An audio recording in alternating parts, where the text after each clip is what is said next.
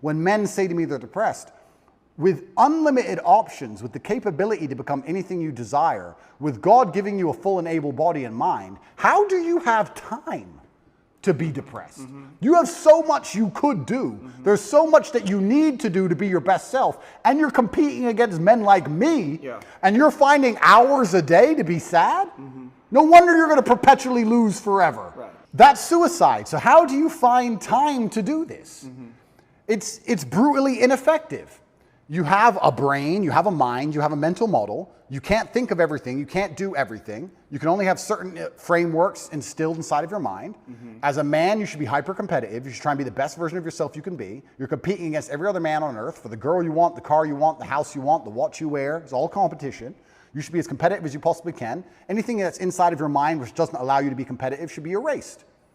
This is why I can't name a weakness. I can't name a weakness I have. I've compensated so heavily for any weakness that may exist, I don't even see them anymore. Is your belief in God tied into this concept that we talked about, that what's useful is more important than what's true, or better than what's true? So we don't, do we know that God exists? I mean, we don't know. Correct. But it's useful to believe in God. That's a very good question. I think that believing in God certainly makes you more powerful, which is proof for God. If God makes you more powerful, then God is real. So maybe that's very simplistic, but if I believe in God and I'm a more powerful version of myself because I believe in him, then he must exist. And I was placed there, and I said, all right, this is a chance for me to prove to myself and prove to God and prove to the man watching to the prison guards and prove to everyone else, my ancestors, that I'm not full of shit. I had a sense of duty in there, and I feel like I performed it exceptionally. And it doesn't matter if they kept me in there for 3 months or 3 years or 30 years. I have to perform. That's who I am, and I will default to rationalizing, as you said, whatever it takes. I will come up with any rationale, and I will say it in any way which is interesting and engaging and convincing enough to the outside world and to myself to install it in my brain that allows me to compete. That's just what I'm going to do, because I don't want to lose anything ever. And life, perhaps, if we want to extrapolate this out, perhaps God's trying to break all of us. Maybe life is a big competition of who breaks last. I would actually argue, and I said this before, that the #1 indicator of a man's success is his ability to deal with stress. I don't think it's IQ. I don't think it's physical capability. I don't think it's anything. If you take a man who can deal with a bunch of stress, he's going to be more successful than a man who can deal with less stress. How much stress you can put up with has a direct correlation to the kind of life you're going to live. Most people who want my life don't have my life because they couldn't handle my life. That's why. They go, I want to be like Tate, I want fast cars and private jets and all these girls and all these kids and all blah, blah. But they couldn't handle it. They couldn't deal with the pressure of it, which is why they'll never get there, because even if they get anywhere near it, they'll have a mental breakdown. So how big your life is and how successful you are in the physical realm is directly linked to how much stress you can deal with. And perhaps God's trying to break all of us, and he's trying to find all of our limits. I think most people at home watching this probably have something going on in their mind right now, or something going on in their lives that might break them. To me, it would be nothing. To them, it's a big deal. So God's out here to break all of us, and I want to be the guy who breaks last.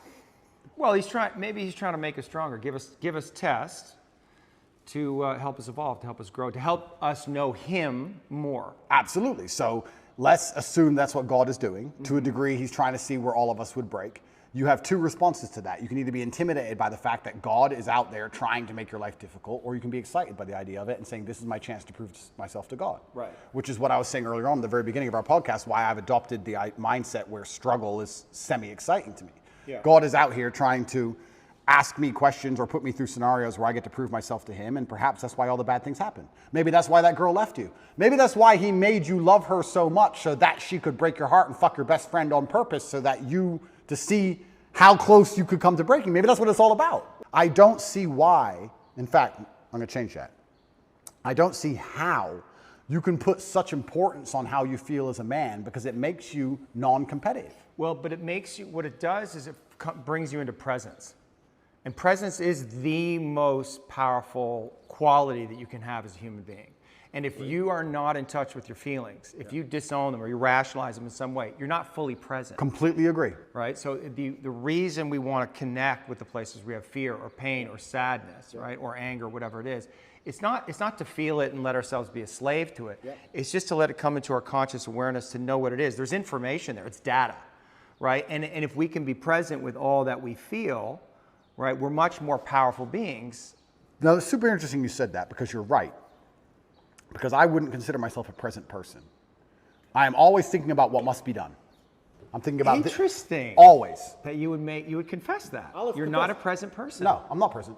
If I'm present in the moment, I'm either on my computer talking to someone else millions of miles away or dealing with something else, or I'm doing this podcasting about how I have to spar afterwards, and then I've got a friend coming at 8:15 tonight. I have to see. I'm not present because things must be done, and they must be organized. Okay. I am not competitive if I'm present. I need to do things. Now, I'll agree with you. You're right. I'm very rarely present. But here's my frame for presence, right? The reason I'm not all the way present, which is all the way here, is because there's something here that I don't want to feel. No, I would say there's two scenarios in which I am very present. Mm-hmm. And we'll talk about them in a second. But I'm not a very present person. But I have sacrificed the idea of feeling presence and feeling happy in the moment for, let's say, absolute capability and legacy. But would you agree that being more present would give you more power? In certain scenarios. Well, look, I think that might be the reason I love fighting so much, because that's the only time I feel present. Right. Because I have to be right there, because one, I'm in pain, and two, if I'm not, I'm gonna be asleep. Are you not present right now? I am. Are you present with me? I'm paying attention. My brain's on. I'm paying attention. Let your brain go and see what happens. Just be here with me and don't stop thinking. Stop thinking. I can't stop thinking. Stop thinking. You can't stop thinking. If you can't stop thinking, you don't have control over your mind. All right, cool. So I stopped thinking, but... and just be in the place where there's no thinking. Sure. And just feel yourself, who you are, and see what happens. In my world, I'm the hero, right? I'm the head of the clan. Not just my family, but of a lot of people. Right. I feel like if I had to choose one of the two outlets, deciding to use controlled anger was more beneficial than sitting around feeling sorry for myself. I don't ever believe in moping or feeling sad. Mm-hmm. So when I was at my worst, perhaps I was a little bit angry. But then again, I also think I do that in my normal life. If I'm honest, I don't think anger is a necessarily bad thing. Mm-hmm. I think that misdirected anger is a bad thing. Mm-hmm. I think if you get very angry about scenarios and you put it in the correct direction, you get unlimited motivation and you get a lot done. The water behind the dam, it can be destructive, but if it's pushing through the turbine, it powers the town, right? Mm-hmm. So if I wake up and I go, I want more money, if I can get pissed off enough about it, I can do 36-hour workdays, right? So there's nothing wrong with being angry in my world as long as you are putting it in the correct direction. It's uncontrolled anger, I think, is a problem. Right. Anger can be used as a fuel, and it's necessary. And from my framework, anger sometimes is a mask for pain. I'd agree with that. So did you experience pain in there? I know pain is a kind of an abstract word, but was it painful for you? I want to know about your pain. Yeah, it's strange because I'm being as honest as possible. It's strange because I had this instilled sense of duty where even though I'm in a jail cell and I can't leave, and even though I'm cripplingly bored, I don't feel like I had time to feel pain, or I didn't feel like I had time to be a victim. You had nothing but time. No, I didn't have time. What are you talking about? Because everyone outside still relied on me. So when I would get on the phone, people would... Is that avoidance, though? I don't know. Do you keep busy? Do you avoid your feelings by keeping busy, being on the computer all the time? All the things I had to do still had to be done. Just because they threw me in a cell, it just made it more difficult, which means I have less time than ever because the difficulty's been increased. And when I would get on the phone, we wouldn't discuss how I'm feeling. I'd be worried about how everyone else is. They'd be like, how are you? Yeah, I'm in jail.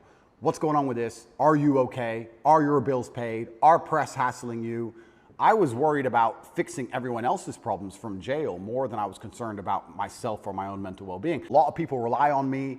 Lots of women rely on me. Children rely on me, etc. So everyone comes to me every time there's a problem. So they continued to do that while I'm in a jail cell, expecting me to have some kind of answer. Right. And I'm like, well, I don't have an answer this time. Every other time I had an answer, but this time is a bit unique. How did that feel?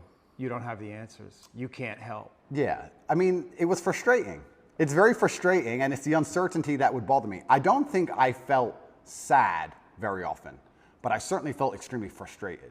I would sit there and think, there has to be a way out of this room. Not breakout, but there must just be some words I can say, someone I can talk to. There must be a way. It's only a door. I can't just be stuck in this room. And it was hyper frustrating. Yeah, and the uncertainty of it is also scary because in my situation, every 30 days they decide if they hold you longer or not. And I was encountering people who had been in there for years in my scenario. So. Well, the uncertainty is a form of torture, really. Oh, absolutely. Yeah, it's torture. It is torture. And it's designed to make you break. You don't know how long you're going to be there for. Nobody knows. You hear horror stories. You see other people getting out who've done worse things than you after a week because they've signed a piece of paper or admitted to something or whatever they've done a deal. And you're sitting there and it's hyper frustrating. And I think you have two choices as a man often when bad things happen. I feel like you can maybe get depressed and sad about it, but the other outlet's usually anger or a form of anger. I felt like anger was more, in many cases, anger is more effective, I guess. It's more useful. You were angry in there? I wouldn't say I was angry, but if I started to feel negative, I could turn it into frustration or anger, which I could at least alleviate with 2,000 push-ups. Right. It's better than feeling sorry for myself. Right. I've developed this mindset of such absolute accountability that even though what happened to me I believe was unfair, and even though I'm completely innocent, I didn't think, why? I didn't think, why is this happening? I didn't think, why me? I didn't think, oh, this is unfair. Like, none of these things crossed my mind. I was like, this is garbage. However, you can't become the most Googled man in the world with every light has a dark, right? Like, let's be realistic about this. So I think that, I have psychoanalyzed myself, even though I'm not officially, certified. And I've decided that I can't stop bad things from happening to me. So instead, I'm going to enjoy bad things happening to me. And I'm going to build a mindset that makes me fearsome enough to succeed regardless of how stacked the odds are against me. Yeah. And I appreciate your mindset, and it's well thought out, and it's useful to you. And so I'm just pushing up against the places where I think there might be contradictions. I like to hear it. Yeah. I like to hear it. But like I said right now, I'm not a coward. And I want to make this very clear. I'm not a coward. I don't care if I don't sleep again for the rest of my life. I refuse to take any fucking pill, and I refuse to sit and have my mind altered by anything I do not control. I don't care if I have nightmares for the rest of human time. Right. As long as I'm in charge of my mind, I'm in charge of my life. If God decides that I don't need nightmares anymore, I'll fathom out how to stop it. If God decides I need to wake up in the middle of the night in a sweat, fearful or afraid they're coming to get me, then that's God's plan for me, and that's what I'm going to deal with. I'm not a coward. I'm not afraid of any of these things. I'm not afraid of feeling bad. I'm not afraid of anxiety. I'm not afraid of panic. This is one of the things I think a lot of men out there struggle with, is they're so worried and afraid of bad feelings. And to me, that's just showing that you've had an easy life. Like, there's real people out here who are trying to kill you. There's people out here who put a knife in your neck. You're scared of what? Feeling sad? Who cares? Like, there's real problems. What are you worried about feeling sad for? Who gives a shit? I could feel sad for the rest of my life, and I guarantee, one, nobody would know, and two, I would be monumentally successful regardless. So why are we even talking about it? I have no fear for a negative feeling. I have fear for me not being able to provide for my children. I have fear for people who rely on me not being provided for and cared for, but I don't have I don't wake up and go, I'm worried if I might feel sad today. Who cares? Who cares? I can be happy or sad on the same day. Nobody notices, and the same things get done. The exact same amount of work gets done. Nothing changes. How are you making sense of what's happening to you? Is it God's will? Is it a co-creation? In some way, did you co-create this? Oh, no. Or are you just like a victim of the Matrix? No, I'm not a victim. So absolutely everything is, I believe. In some way you're a victim. Completely, but I believe in self-accountability. Sure. I could have prevented this. Well, how did you co-create this? If let's presuppose you did. I created this by being monumentally successful. Right. There's no light without dark. Equal and opposite force. But you said you were excited about it, so maybe there's some way you actually wanted this. I didn't want this. In fact, I had conversations with Tristan for a long time, and I kept saying Icarus to him. When I would decline, I would decline certain podcasts. I would decline meeting certain famous people. I would decline talking about politics. I would decline things, and I would keep saying Icarus. And he would say, why are you doing this? And I just reply, Icarus. Because I knew if I got too big that they were going to come for me. I knew that. So I tried to balance it, and I felt like I did a pretty good job, but unfortunately I got it a little bit wrong. My fault. I got it wrong. I put myself here. Mm-hmm. But I also don't believe that there's any light without dark. It's yin and yang for a reason. I don't think that I can just become the most Googled man on the planet and become monumentally successful and make hundreds of millions of dollars and nothing bad's going to come from it. I think that would be hubris. You just used the word hubris. It's a fantastic word. I think it would be stupid for me to sit there and go, I should be able to do all of this good and have a fantastic life and there's going to be no repercussion in any form. Mm-hmm. I knew this was coming to the point where I literally sat with Tristan about 3 weeks before it happened and said, we're fucked. So why did it happen? It happened because I became monumentally successful and I became monumentally influential, and the world is a battlefield. You did create it. In some way you co-created it. Like you knew this was going to happen. And so there may be some way unconsciously you wanted it to happen. Like if you're on this hero's journey and you're living this big life and you have a big vision for yourself. I mean, you bring up guys like Genghis Khan, and I think that's kind of appropriate because in another era you probably would have been one of those cats, right? So now we're here, and maybe you need this in some way, need this test to really feel yourself, to know how strong you actually are. I mean, I know what you're saying. I don't think I need the test. I do feel like I need to tell the truth. I do feel like What's the truth? The truth is, well, the truth about the Matrix? yeah, what I believe. And I do believe that I have a responsibility because of my massive platform. Yeah. And I do believe that the responsibility is for me to do my best to educate people in a way that's going to make them happy. Mm-hmm. And I know I could have sold my soul 1,000 times, and I know I could have avoided this, and I know I could have not said certain things, and I understand all of that. I wasn't looking for a war this large. I wouldn't say I was looking for it, but I wasn't ignorant to the fact that it might happen, and I wasn't afraid. You didn't do anything to avoid it, though. I did a lot to avoid you it. did. Icarus. I must have said it 1,000 times. Right. I was pretty logical about it, and I was like, okay, I've got a lot of things I need to get done. And we go back to what I just said about perhaps that's true, but if I measure myself purely on competence and purely on achievement, whatever I think and whatever I'm doing is obviously fantastic.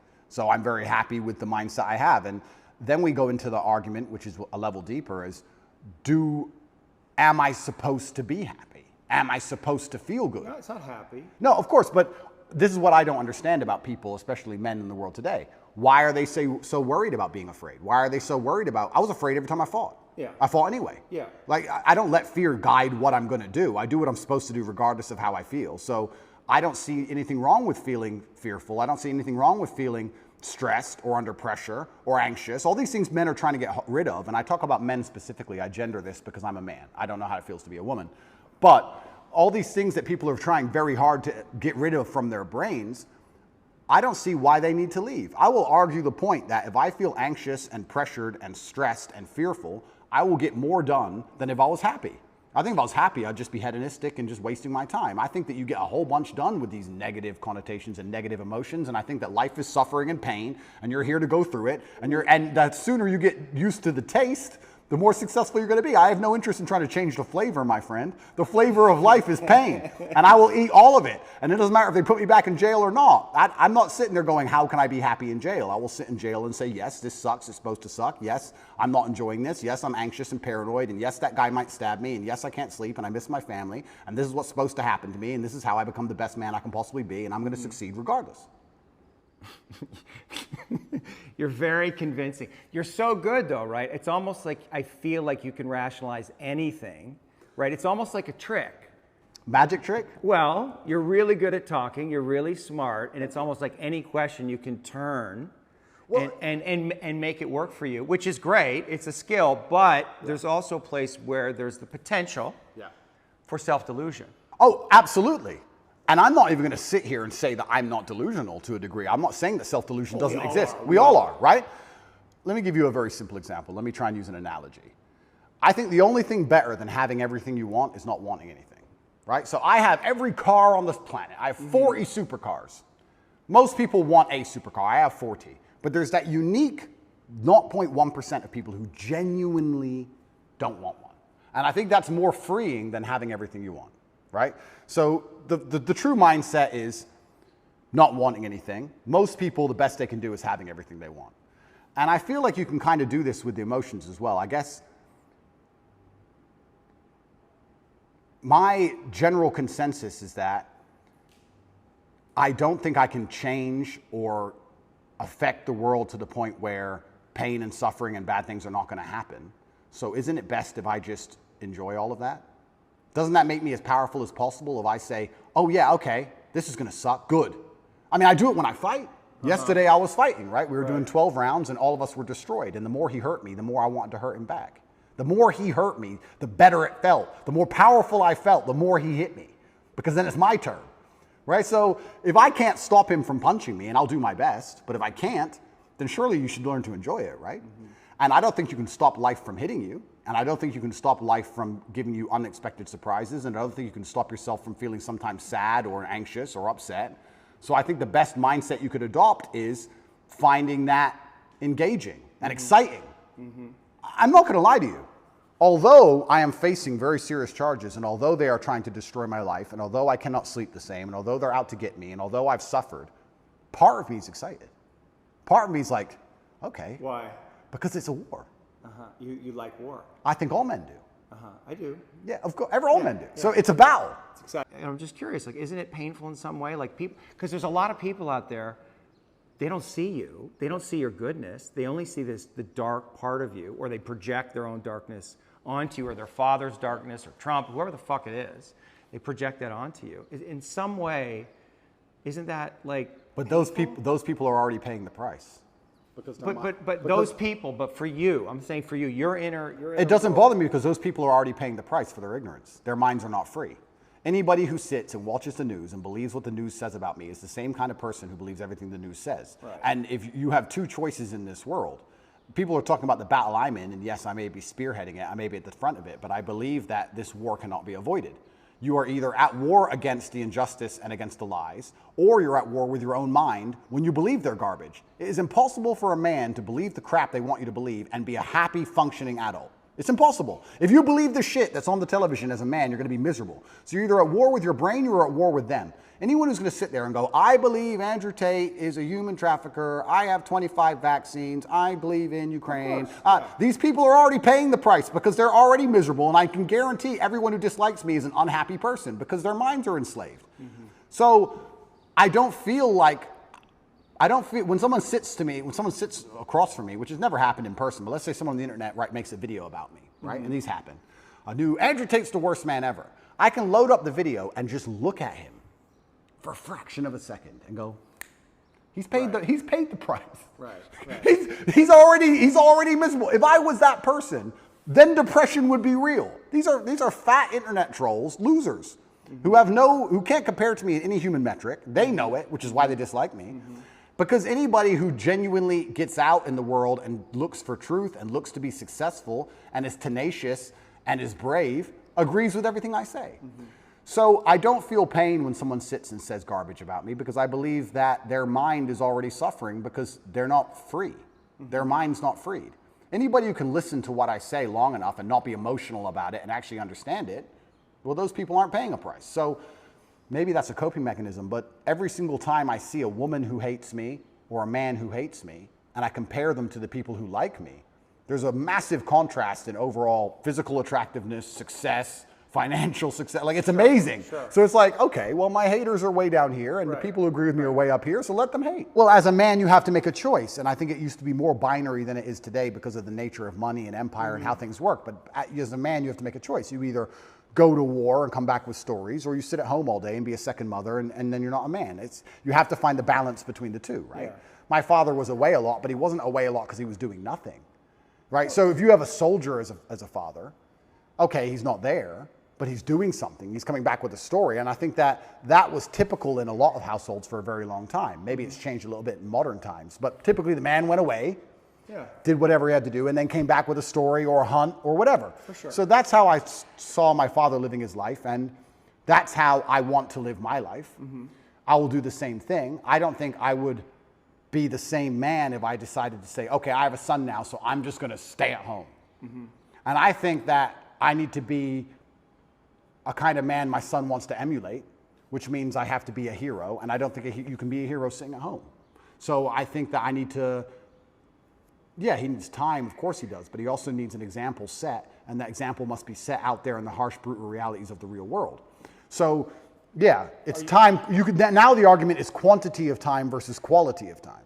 And I would argue that the quality of time I will give my sons is going to be much higher than another. You would want to give them that. Oh, completely. You'd want to give your sons more quality time than you had with your father. I'll give them the exact same amount as he gave me.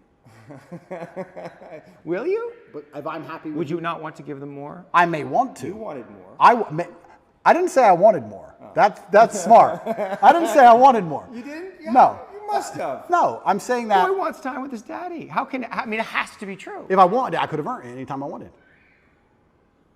Well, are you sure about that? I'm pretty sure, yeah. I mean, when we go, I mean, I don't know if we need to read the tweet, but it's like, your mom was pretty upset with him. So he was like, I'm not coming back here. I mean, it wasn't just about you, it was about your mother. Oh, completely. And I think my father sacrificed his marriage for us boys. Mm-hmm. But I'm not unhappy with it. And if I was unhappy with it, it wouldn't change anything. But I actually do consider myself, I do genuinely consider myself one of, because I put no importance on emotion. And when I say that, I try and make people understand that when I say no importance, it doesn't affect how I act. So I don't see the point in talking about it, or I don't see the point in even acknowledging it, because it doesn't affect what I'm going to do for the day. So who cares, right? It doesn't matter if it's sunny or raining. If you're going to go to work, you're going to go to work. So why talk about the weather? So I don't put any importance on emotion. But I would actually call myself one of the happiest people on earth, not because I'm particularly happy, but because I'm just never sad. So if it's never dark, it must be light. If it's never cold, it must be hot. So when I say, I will say I'm one of the happiest people on earth, and people think, oh, he's happy all the time. No, I'm just never sad. Right. Never. So if you're never sad, you're always happy. Another thing I'll actually argue, not getting out of this early, not getting out of this easy. I thought I got away with a win there. I would actually argue that. Why are you arguing? What are you arguing? Because maybe you won't disagree with me. Okay, I would also like to.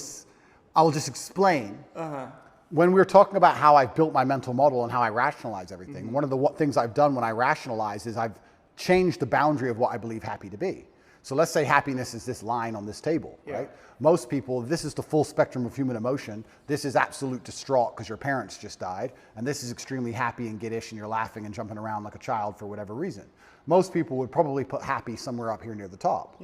Whereas I've just changed that bar. And I've just said, unless I'm truly distraught, unless I'm actually at the point where I can barely speak, let's move happiness down to here. Unless I'm truly distraught and something really bad's happened to me, I've already passed the threshold. I'm just a different level of happy.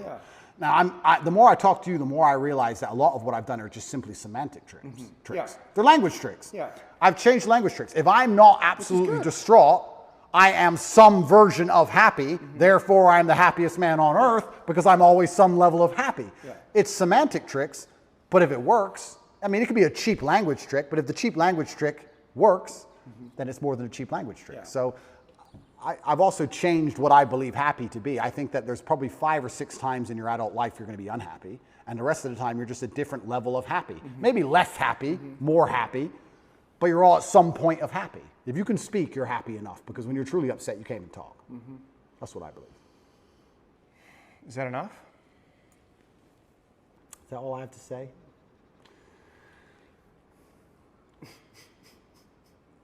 It's interesting, yeah, because So here, you want me to tell you what I noticed? Sure. It is hard for you to stay present. Right? Like you come present, and then you go to a thought, you go to an idea, and you talk. And it's very convincing, and it's very persuasive.